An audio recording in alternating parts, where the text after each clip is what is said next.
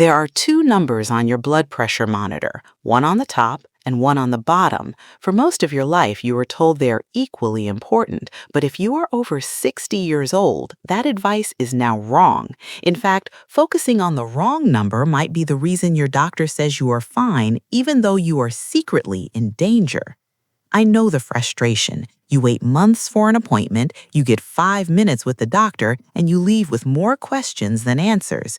Today, we are cutting through the noise. I am going to tell you exactly which number dictates your stroke risk, why the guidelines changed, and the historical tragedy that proves why you cannot ignore this. Let's start with the basics so we are on the same page.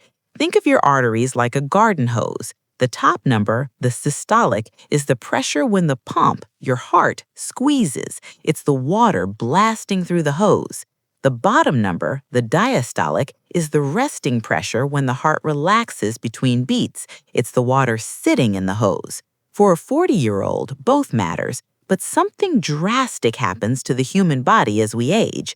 To understand the stakes, we have to look at the most famous blood pressure patient in history, President Franklin D. Roosevelt. In 1945, the most powerful man in the world was winning World War II, but he was losing a battle inside his own arteries. His personal physicians recorded his blood pressure climbing to terrifying levels, reaching up to 260 over 150.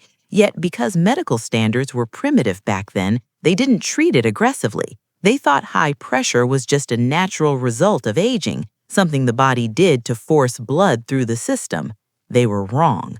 On April 12th, sitting for a portrait, FDR complained of a terrific headache and collapsed, a massive cerebral hemorrhage. He was dead within hours. The lesson from history is brutal but clear. High blood pressure is silent until the day it kills you, and specifically, it was that sky-high top number that ruptured the vessel. This brings us to the confusion I see in the comments constantly. You look at your monitor and you obsess over the bottom number. You think, my diastolic is 95, so I'm doomed. But we have analyzed millions of patients since FDR's time. The biggest data sets in the world now show a clear pattern. Once you cross age 60, the top number, the systolic, becomes the single strongest predictor of cardiovascular death. Large analyses show that if your top number is high, say over 160, your risk of death from heart issues jumps by nearly 60%, even if your bottom number is normal. While a high bottom number isn't good, for seniors, the top number is the one holding the gun. Why does this change happen? It comes down to stiffness. When you are young, your arteries are like rubber bands, stretchy and flexible. They absorb the shock of the heart beating. But as we age, arteries become like stiff lead pipes. They don't stretch. So when the heart squeezes, the pressure shoots up instantly. That's a high top number. And because the pipe is stiff, the pressure drops like a stone immediately after. That's a low bottom number. This creates a massive gap between the two numbers. This is called pulse pressure. If your top is 170 and your bottom is 60, that is a pulse pressure of 110. That is a hammer pounding against your brain and kidneys 60 times a minute. This brings us to a massive source of anxiety. Many of you write in saying, my doctor is worried about my top number, but my bottom number is only 55 or 60. Is that dangerous? This is the nuance that separates a good doctor from an outdated one. We used to think low diastolic was always good.